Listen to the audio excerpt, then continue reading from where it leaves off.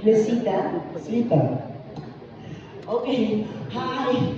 Ako po ay tuwa-tuwa na ako ay kahit paano talagang pinilit na ibalik dito kahit na ako'y nagtatagunan doon sa Cavite. And I'm really, really so happy and so grateful to you, Direk, and of course, Consi Bundle, and of course the family. Kasi kung hindi naman po pumayag yung family, hindi naman nila ko tatanggapin ulit. And ako po, yung pinaka-memorable kong day doon sa dating Momalong ay yung aking first day. Kasi, I grew up watching Tito Dolphy and Bernie Bernie, who were both stars.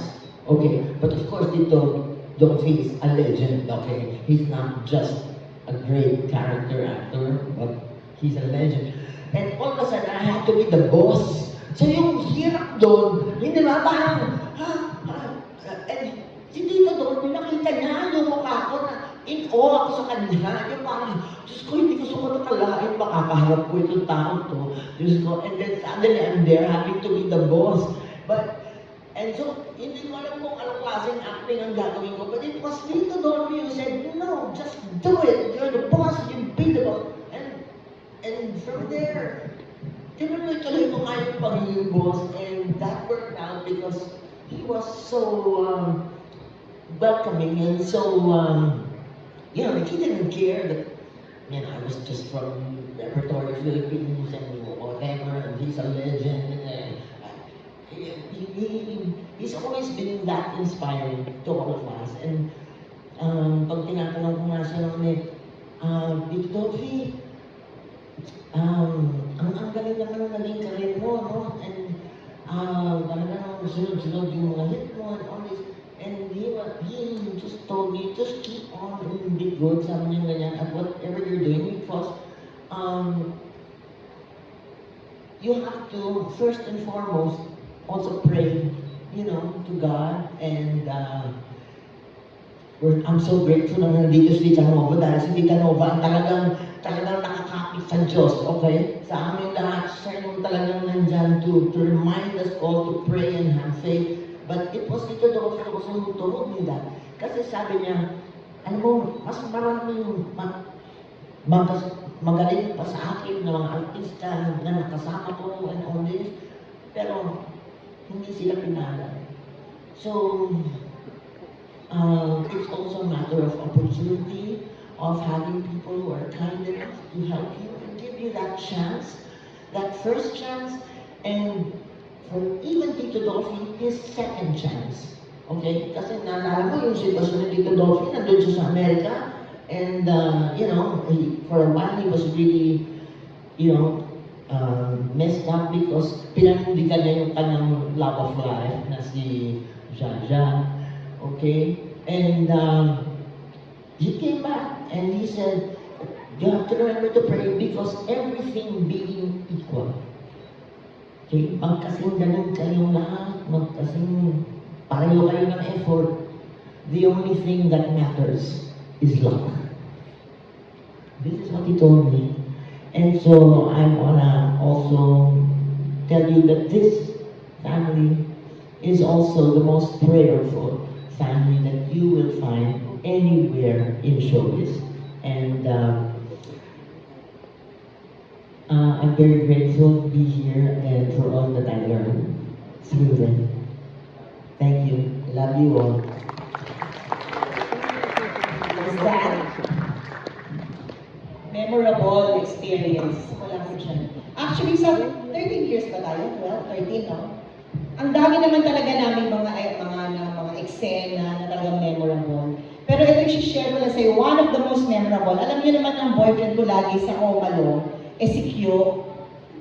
Diba? Mga si Q lahat, pero ang tumatak talaga sa akin, na hindi ko makakalimutan, naging boyfriend ko, si Rostom Padilla. Oo. Alam mo na, nag-guess si Rostom Padilla, alam mo, na-crushan ko siya talaga. Kasi ang gwapo. Kaya tumatak siya sa akin. Kaya lang, nakita ko siya nung eto lately, bibigandang hari na siya. Natuwa naman ako sa kanya dahil he found another life. She found another life na. Yun. Isa sa mga tumatak sa akin kasi talagang ang gwapo ni Rustong Padilla noon. At saka, ako ang tumanggi sa kanya. Dahil, itong si Richie, si Tito Babalu, sinusulan ako. Roxanne, ang gwapo niyan. Hindi ka tototohanin yan. Eh, niyaya ako magtanan. Hindi ko sinipot. Kasi akala ko nga, hindi ako tototohanin. Yun, kaya tumatak sa akin yun. Yun yung kwento ni Roxanne and Rustong Padilla. Yun. Thank you. Thank you. Ako, ang pinaka-tumatak na experience pa rin sa akin talaga yung unang araw ng taping ng Home Alone.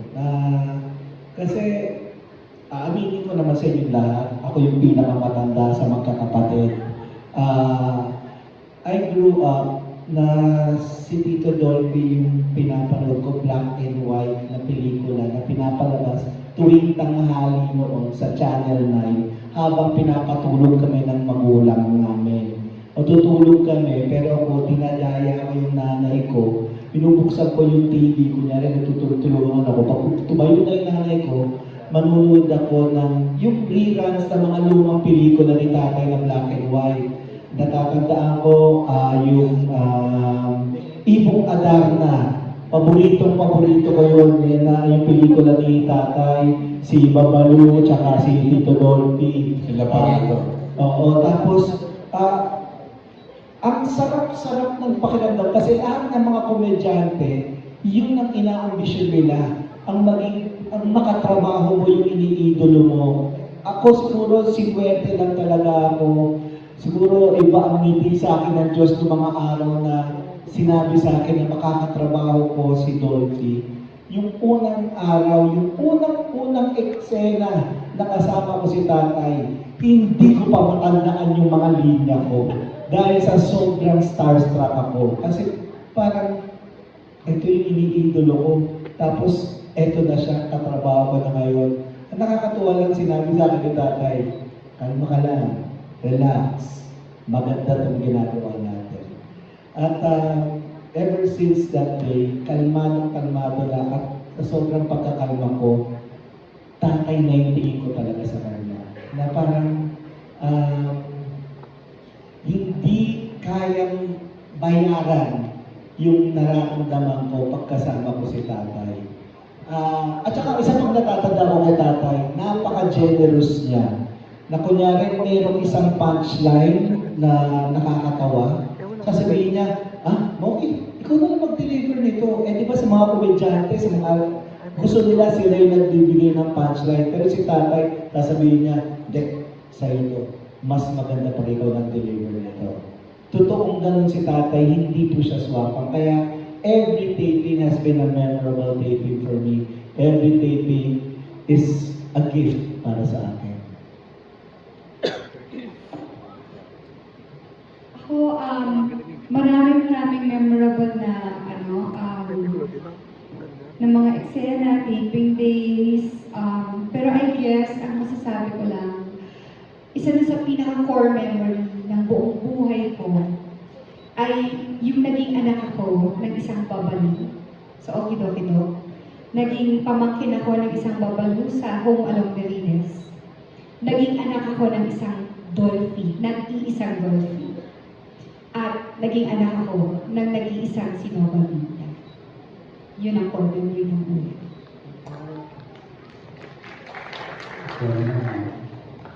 Sige ka na. Pamangkin ka. Good evening po. Alam po ninyo, ang magaganda na narinig natin ng kwento, yung mga nararamdaman nila sa puso nila regarding John Dolphy. At alam natin lahat ang pagkatao ni Tito Dolphy. I'm a church goer. Every day I go to Mass. I'm a Mother Butler member sa simbahan. At ang mga kasama ko are all seniors. 70, 80, 90 years old. Yan po ang mga barkada ko. And probably I am the youngest. I'm 80 years old. At lahat narinig ko sa mga unong buhay pa si Tito Dolphy. Because 40 years na ako sa simbahan as a mother butler at nakasama ko lahat ng mga seniors.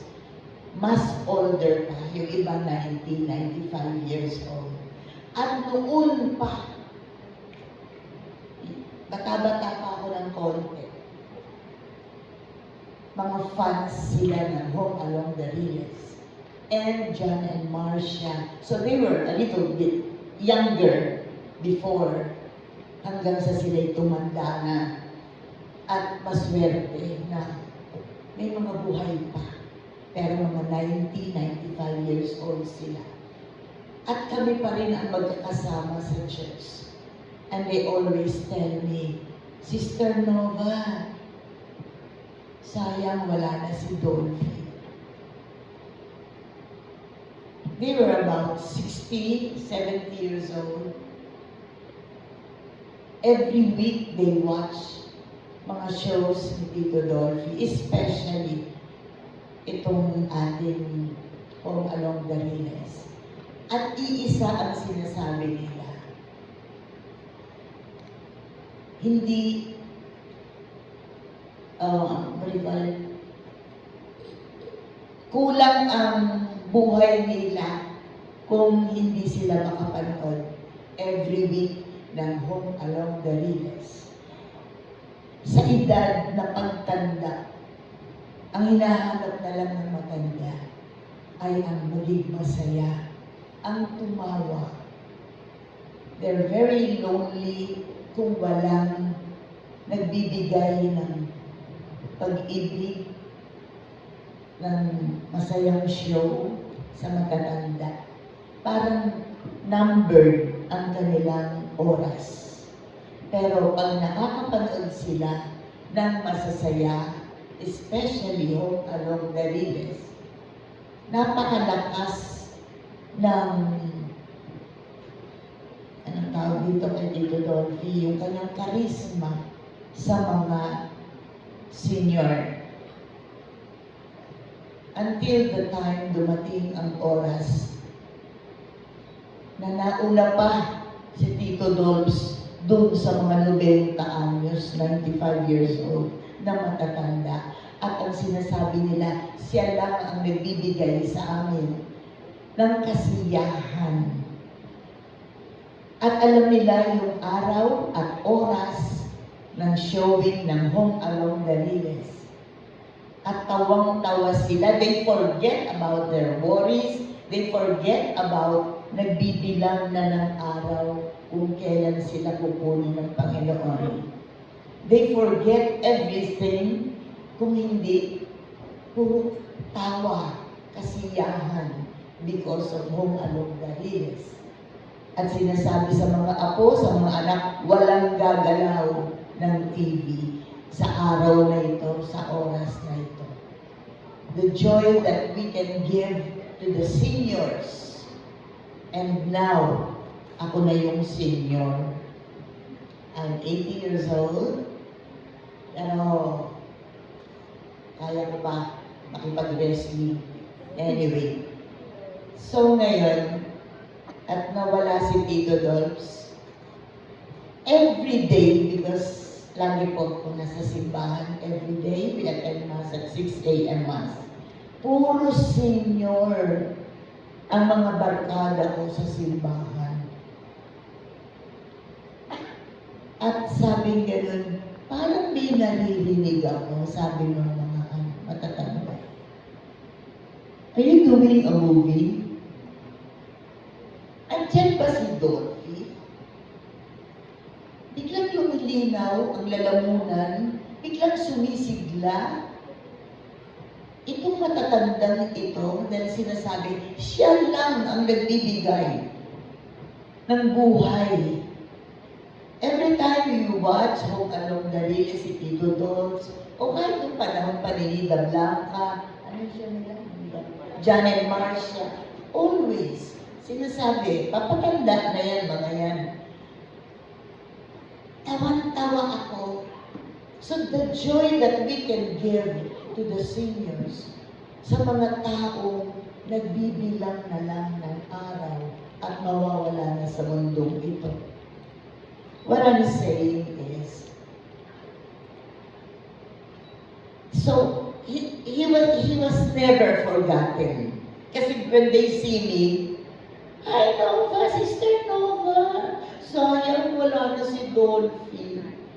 Kakabit sa akin yung ano. That's why, one day,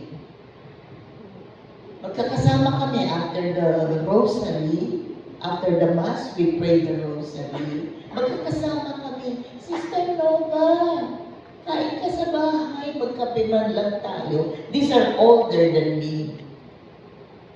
Natatawa ako up to now. Naiisip ko, hindi ko makalimutan yung kayo ni Dolphy. Always kakabit si Dolphy.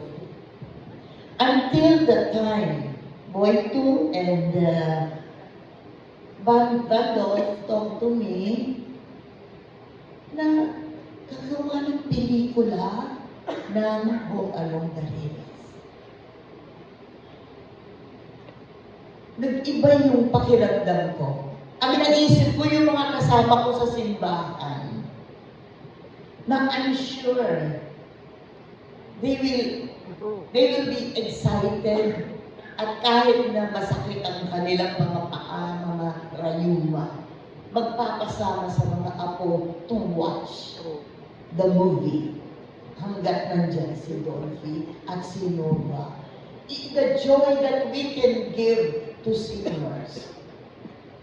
Kaya nagulat din ako when they told me gagawin nila ang pelikulang ito. Of course, I am excited. Pero may konting lungkot. Paano yun? Wala na si Tito Dolphy. Paano na yung role ko? Paano na yung istorya? They assured me, silang dalawa, huwag kang mag-alala, Tita Nova.